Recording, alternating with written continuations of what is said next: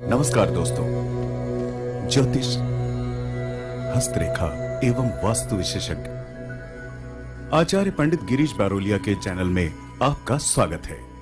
कृपया हमें अपना स्नेह व सहयोग प्रदान करें। हमारे चैनल को सब्सक्राइब करें और बेल आइकॉन को प्रेस करें। साथ ही अपने आत्मीयजनों के साथ इसे अधिक से अधिक शेयर करें। आपका जीवन मंगलमय हो। लाइक करें, शेयर करें। आचार्य पंडित गिरीश बारोलिया, ज्योतिष, हस्तरेखा एवं वास्तु चैनल। हमारा जो सनातन धर्म है, यानी हमारी जो हिंदू संस्कृति है, इसमें अनेक देवी देवताएं हैं। कोई भगवान राम की आराधना करता है, कोई कृष्ण की करता है, कोई दुर्गा की करता है, कोई काली की करता है, कोई हनुमान जी की करता है, कोई शिव की करता है, कोई संतोषी माता की करता है, कोई किसी मंत्र का जाप करता है, कोई भगवान गणेश के मंत्र का जाप करता है। अलग अलग तरीके से हम साधना करते हैं, लेकिन इसके बावजूद भी हमें साधना फलित नहीं होती है। तो आज हम इसी बिंदु पर चर्चा करेंगे कि जब हम गायत्री मंत्र का जाप करते हैं या किसी भी भगवान का के पास जब हम बैठते हैं तो वो हमें फलित क्यों नहीं होता है। हम सही तरीके से ईश्वर के पास बैठ ही नहीं पाते हैं।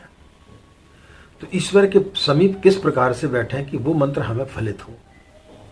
जिस दिन हम इस सूत्र को समझ जाएंगे ईश्वर के पास बैठने का, तो उस दिन निश्चित रूप से हमें मंत्र फलित होना चालू हो जाएगा। राधे राधे, जय श्री कृष्णा। नमस्कार, मैं आचार्य पंडित गिरीश बारोलिया। गायत्री महामंत्र।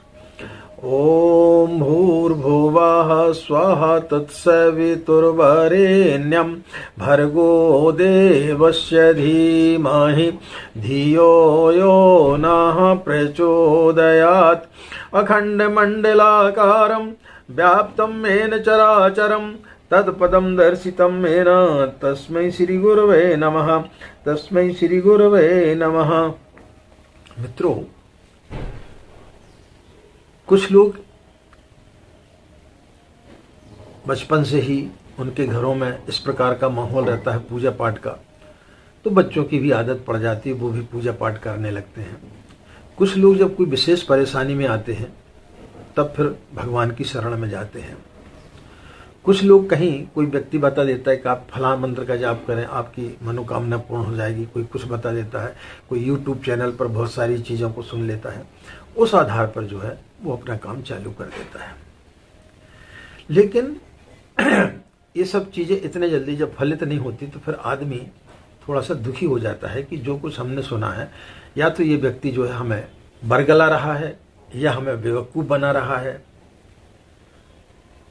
तो व्यक्ति के अंदर की आस्था जो है वो धीरे धीरे खत्म हो जाती है। लेकिन हम सही सूत्र को समझ नहीं पाते हैं। जब हम ईश्वर के पास बैठते हैं तो ईश्वर के पास बैठने के लिए आपको अपने मन को एकाग्र करना पड़ेगा। कैसा एकाग्र करना पड़ेगा? आपने घर में देखा होगा, जब घर में कोई महिला भोजन पकाती है, कुकर में दाल चावल जो भी उसमें रखती है, उसे पता है कि इस चीज़ को बनने में 10 मिनट का समय लगेगा। 3 सीटी के बाद कुकर को उतारना है या 5 सीटी के बाद उतारना है। उसके पश्चात वो इधर उधर अपना दूसरा काम भी करती रहती है, लेकिन उसे याद रहता है कि 3 सीटी के बाद में मुझे कुकर उतारना है, तो वो उसे उतार लेती है। अब यदि आप कुकर को रख करके भूल जाएं और दूसरी चीज़ों में लग जाएं, तो फिर क्या होगा? या तो वो बस्ट हो जाएगा, या सही समय पर चीज़ आपकी पक नहीं पाएगी, या वो जल जाएगी। जिस प्रकार से कि नियम है कि पानी जो है वो 100 डिग्री सेल्सियस पर भाप बनता है और 0 डिग्री पर वो जम जाता है। अब उस बीच में यदि आप चाहेंगे तो वो चीज़ संभव नहीं हो पाएगी। उसके लिए आपको इंतजार करना पड़ेगा। एक व्यक्ति को एक छोटी सी डिग्री के लिए 10 से 15 साल तक का समय इंतजार करना पड़ता है। जब कोई ग्रेजुएशन कर लेता है या कोई डिग्री प्राप्त कर लेता है, तब फिर वो डॉक्टर, इंजीनियर, सीए, कलेक्टर या जो कुछ भी है वो बन पाता है। लेकिन उसके लिए उसे पहले प्रयास करना पड़ता है। प्रयास करने के लिए सबसे पहले वो नर्सरी में जाता है, प्ले ग्रुप में जाता है, धीरे धीरे अभ्यास करता है। इसी प्रकार से जब हम साधना करते हैं तो साधना में कभी कभी हम बहुत ज़्यादा जल्दबाजी कर देते हैं। एक नर्सरी वाले बच्चे के सामने या प्ले ग्रुप के बच्चे के सामने उसका लक्ष्य है डॉक्टर बनने का। डॉक्टर की क्लास की जो है आप आखिरी फाइनल ईयर की जो है किताबें ला करके उसके पास रख देंगे तो क्या वो पढ़ पाएगा? तो पागल हो जाएगा, वो तो समझ में नहीं आएगा उसको, वो अपने लक्ष्य तक पहुंच ही नहीं पाएगा। इसी प्रकार से जब हम किसी मंत्र का जाप करते हैं, खासकर जब हम गायत्री मंत्र का जाप करते हैं, तब हमें बड़े जल्दबाजी रहती है कि हमारी मनोकामना बड़े जल्दी पूर्ण हो जाए।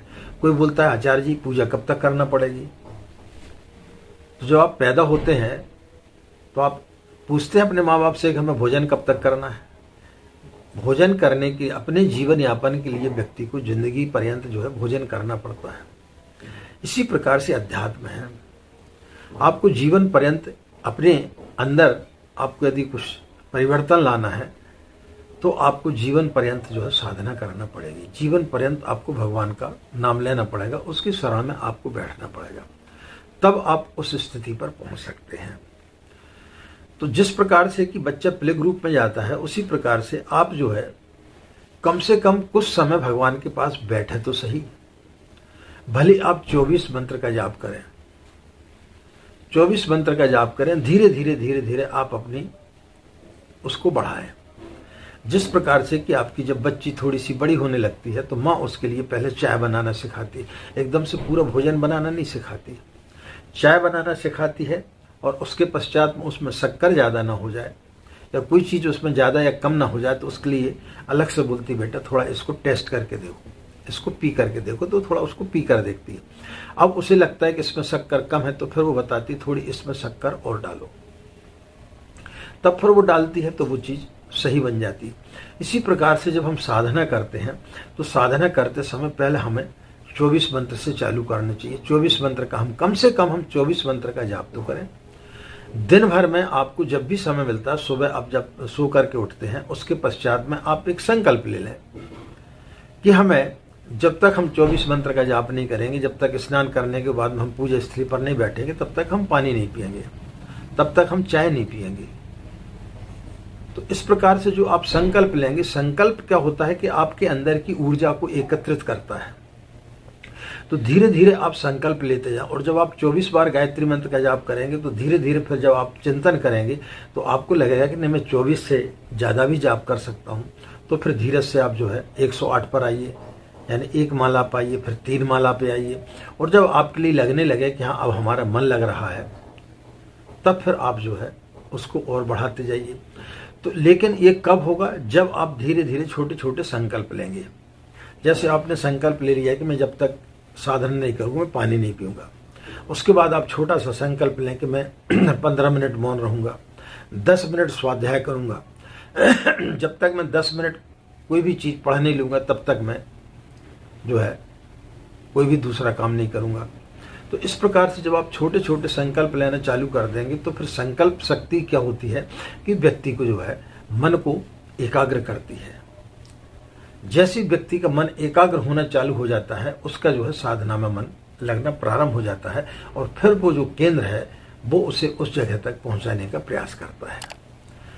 तो धीरे धीरे अपने मन को एकाग्र करें, तब फिर आपकी साधना फलित होगी, तब आप सही तरीके से ईश्वर के पास बैठ पाएंगे।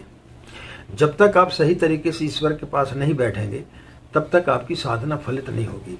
हम क्या काम करते हैं बड़े जल्दबाजी में कि भाई हमने सुना है कि 1.25 लाख का अनुष्ठान कर लो या 1 पुरुष चरण कर लो तो गायत्री सिद्ध हो जाएगी। आपको गायत्री मंत्र का ABCD नहीं आता, आपको गायत्री मंत्र जपना नहीं आता, आपको गायत्री मंत्र ठीक से बोलना नहीं आता और आप लक्ष्य ले रहे हैं कौन सा? पुरुष चरण का। तो कैसे संभव हो पाएगा?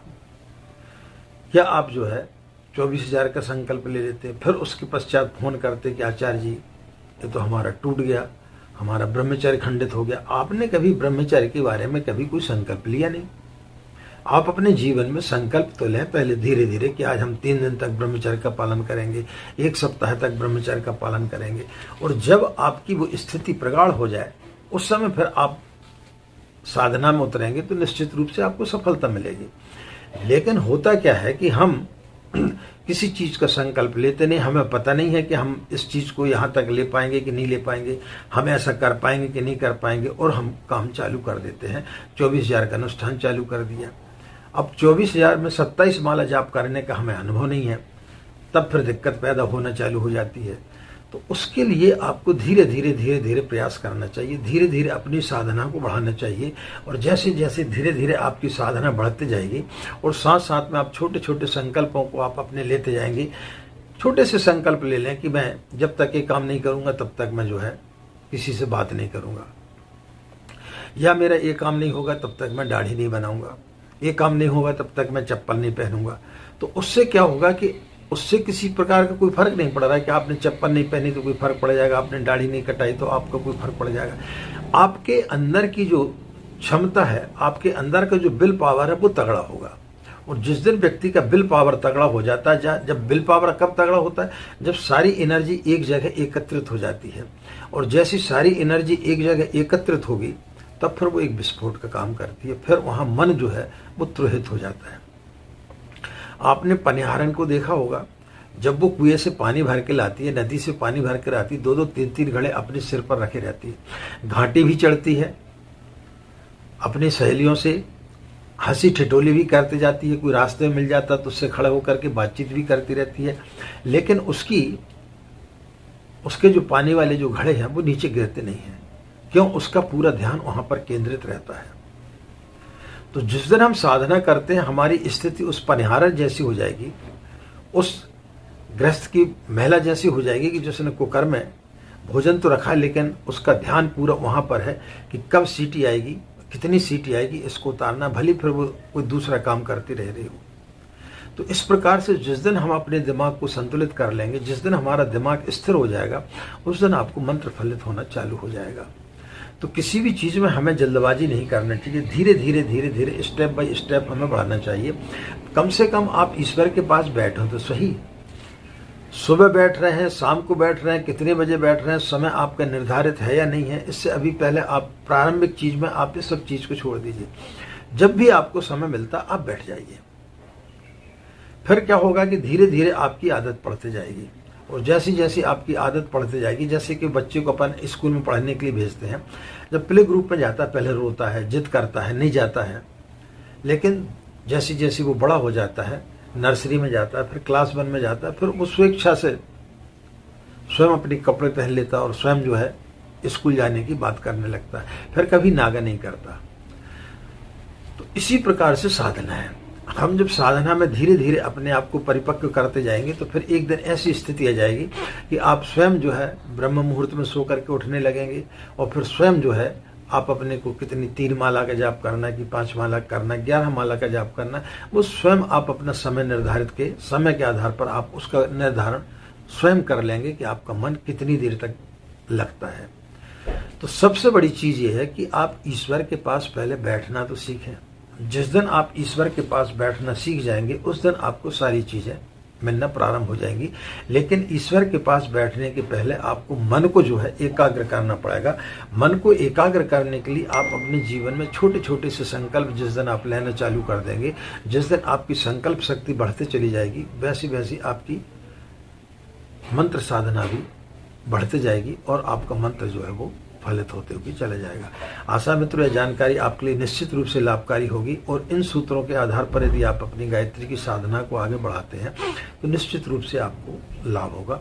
इन्हीं कामनाओं के साथ में कि आपका दिन मंगलमय हो, आप लोग खुश रहें, मस्त रहें, माँ गायत्री की असीम कृपा इसी प्रकार आप लोग पर बनी रहे। आप सभी के अंदर बैठे परमात्माओं को हमारा प्रणाम। हमें आज्ञा दें। नमस्कार। शांति।